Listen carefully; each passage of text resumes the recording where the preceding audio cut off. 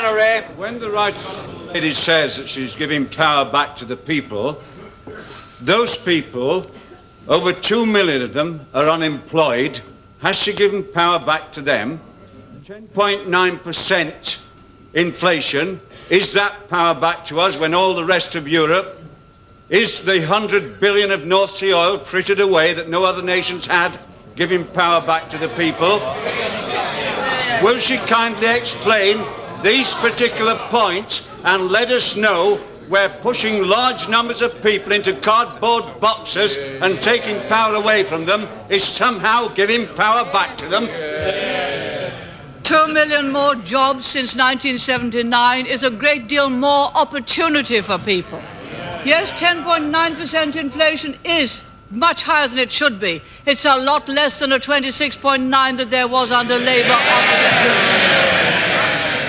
Yes, we have benefited from North Sea oil, and this government has seen to it that there are great investments abroad that will give us an income in this country long after North Sea oil has ceased. And therefore, we have provided colossal investment for future generations. Honourable gentlemen opposite ran up debts which we have repaid. We are providing investment for the future. We do not believe in living at the expense of the future.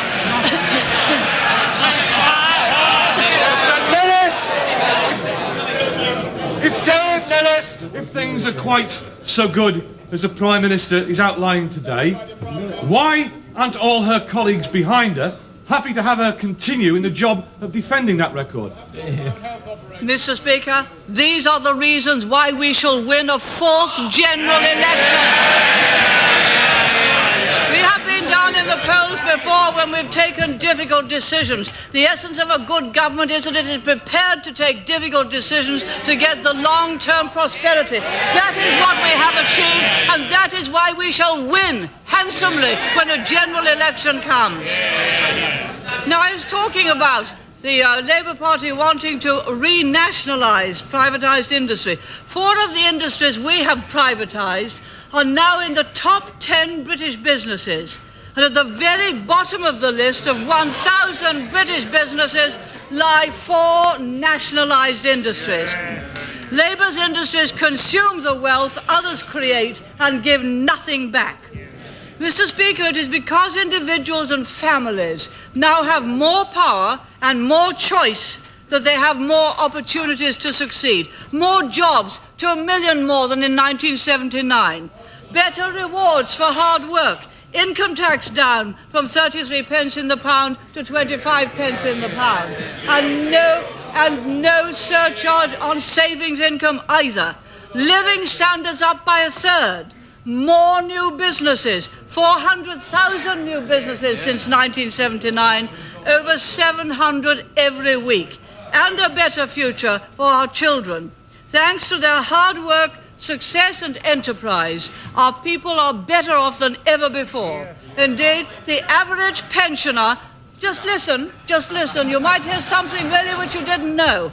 Listen, the average pensioner now has twice as much to hand on to his children as 11 years ago. Really are thinking about the future. This massive rise in our living standards reflects the extraordinary transformation of the private sector. I give way to the honourable gentleman. There is no doubt that the Prime Minister has in many ways achieved substantial success for the economy. There is one statistic that I understand is not, however, challengeable, and that is that over her 11 years, the gap between the richest 10% and the poorest 10% in this country has widened substantially. That's right. How can she say at the end of her chapter of British politics that she can justify many people in a constituency such as mine being relatively much poorer off, much less well housed, and much less well provided than it was in 1979? Surely she accepts that is not a record that she or any Prime Minister can be proud of. Mr. Speaker, all levels of income are better off than they were in 1979. But what the honourable member is saying is that he were rather the poor were poorer, provided the rich were less rich. That way you will never create the wealth for better social services as we have. And what a policy! Yes, he would rather have the poor poorer, provided the rich were less rich. That is a liberal policy. Yes, it came out, he didn't intend it to, but he did. Now, order. It is the extraordinary transformation of the private sector which has created the wealth for better social services, for better pensions, to enable pensioners to have twice as much as they did 10 years ago to leave to their children. No longer the sick man of Europe. Our output and investment grew faster over the 80s than any of our major competitors. If you'll be a little bit patient, let me get on a little bit further. No longer a doubtful prospect when American and Japanese companies invest in Europe. We are their first choice. Britain is no longer an overmanned, inefficient, backward manufacturing sector, but modern, dynamic industries. The right honourable gentleman referred to the level of inflation. Yes, in 1987 and 1988, the economy did expand too fast. There was too much borrowing, and inflation rose. And that's why we had to take the tough, unpopular measures to bring the growth of money supply within target. Inflation has now peaked and will soon be coming down.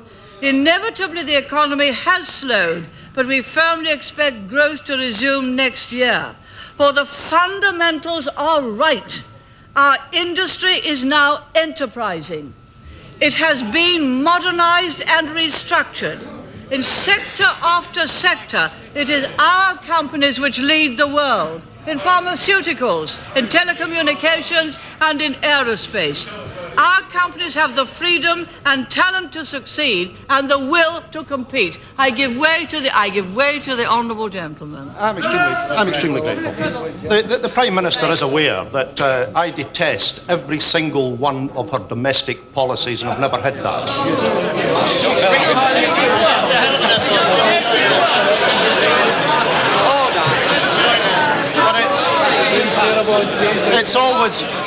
It's always a greater pleasure to tackle a political heavyweight opponent than a lightweight leader of the opposition.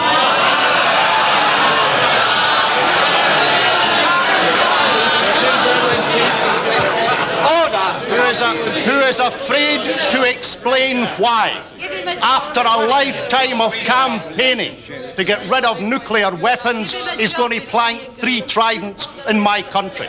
But can I take the Prime Minister back? Take the Prime Minister back to the question of the poor getting poorer. Doesn't she realise, even at this point, which is 5 minutes after midnight for her, because there was a transfer of resources from the poor to the wealthy, that's why the poll tax was unacceptable, and it's because of the poll tax she has fallen.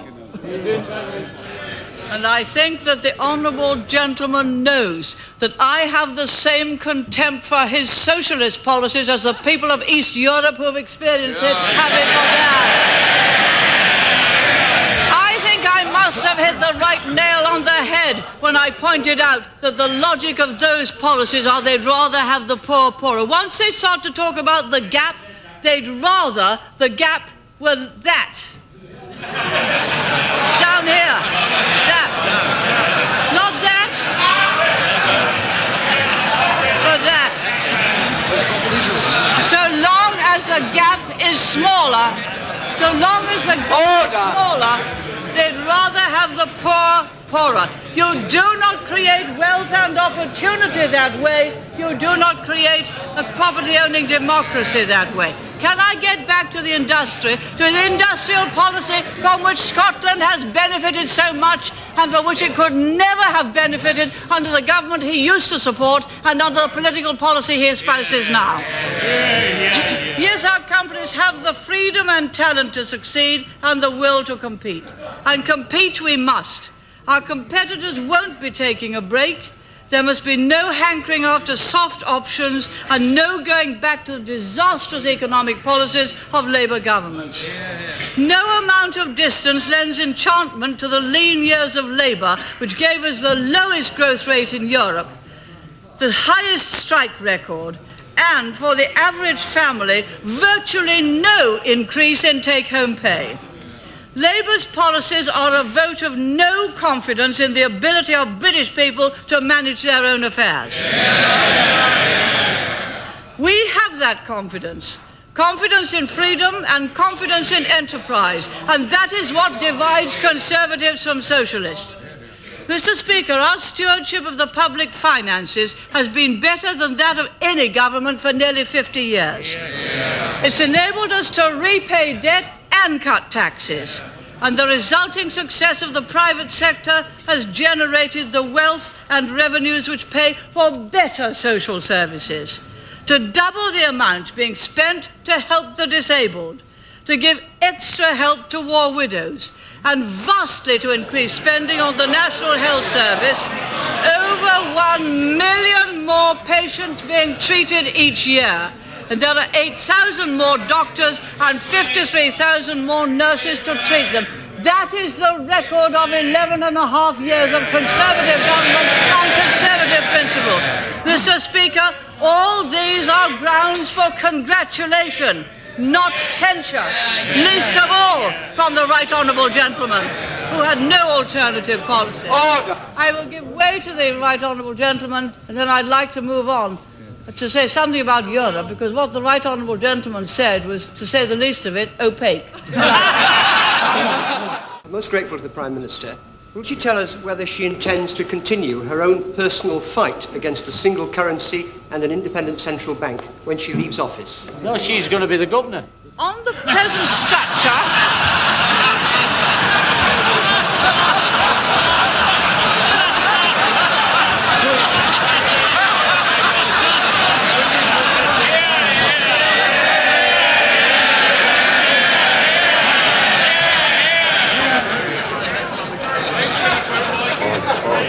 Order. The Prime Minister. What a good idea. I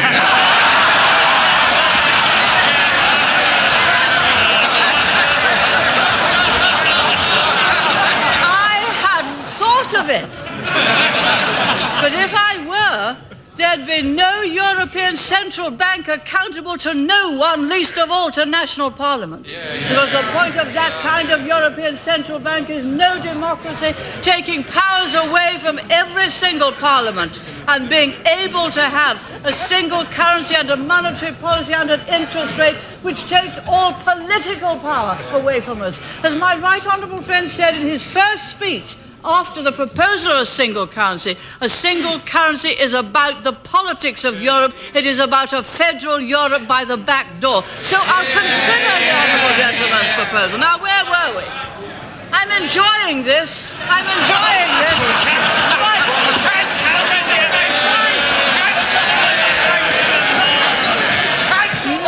Mr. Speaker, I was on. You can wipe the floor with I was talking about Europe.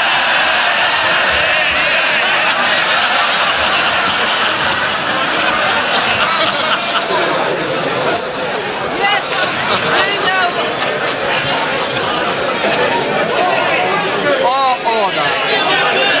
Order. Prime Minister. Now, Mr. Speaker, we were on Europe and the socialist ideal of Europe. Not for us, the corporatism, socialism and central control. We leave those to the benches opposite. Ours is a larger vision of the community, whose member states cooperate with one another more and more closely to the benefit of all. Are we then to be censured for standing up for a free and open Britain in a free and open Europe? No, Mr. Speaker. Our policies Order.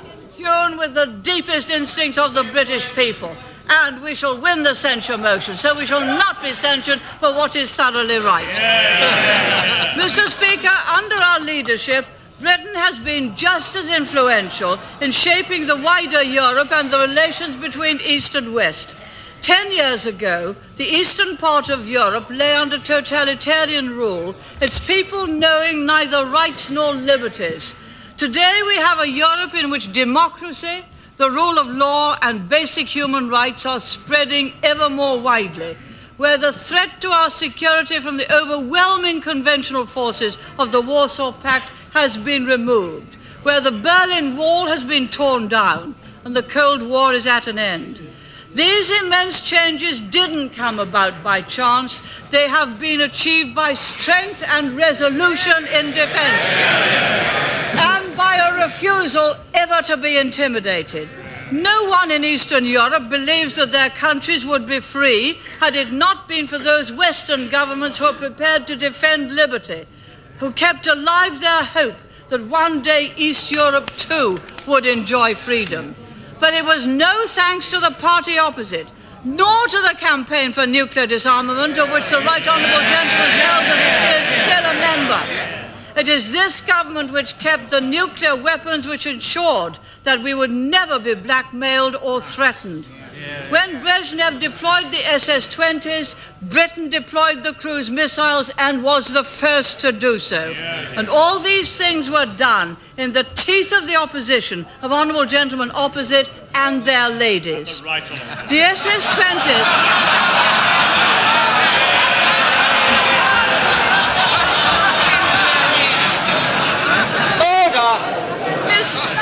The SS-20s could never have been negotiated away without the bargaining strength which Cruz and Pershing gave to the West. Should we be censured for our strength, or the party opposite for their weakness? I have no doubt that the people of this country will willingly entrust Britain's security in future to a Conservative government which defends them, rather than to socialists who put expediency before principle. And it is principle which is at stake, Mr. Speaker. I must get... Sir Elden Griffiths. Could I offer to my right honourable friend one measurement of the immense international respect and affection that she enjoys as a result of her policies of peace through strength. A public opinion poll published in West Coast America last month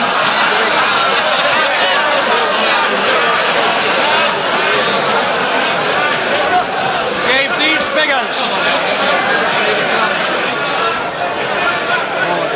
Order. Order. Takes a lot of time. I think the honourable gentleman is seeking to participate in the debate. Will you ask a question, please? These figures: Gorbachev, 74%, Bush, 75%, and Thatcher, 94%.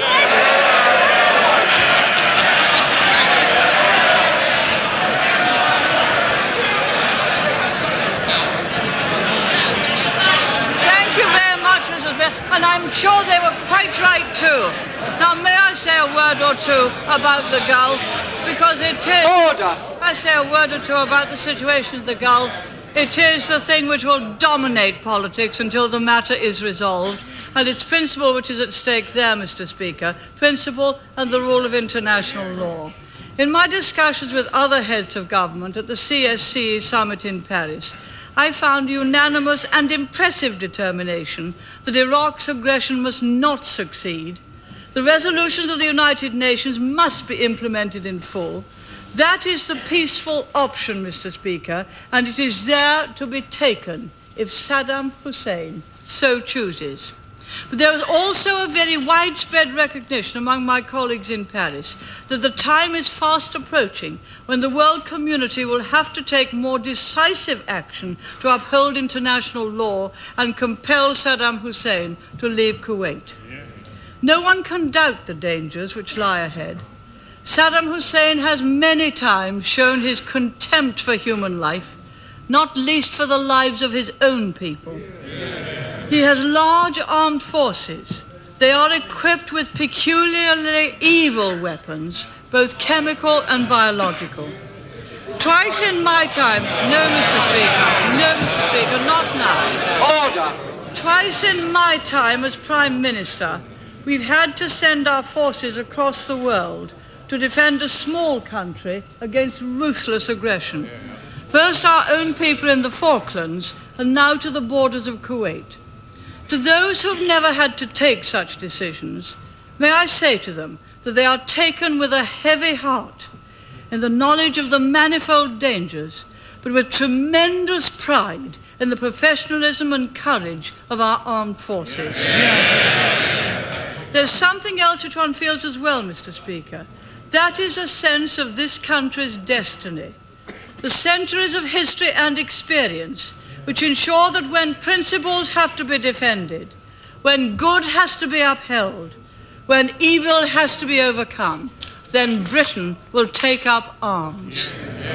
It is because we on this side have never flinched from difficult decisions that this House and this country can have confidence in this government today.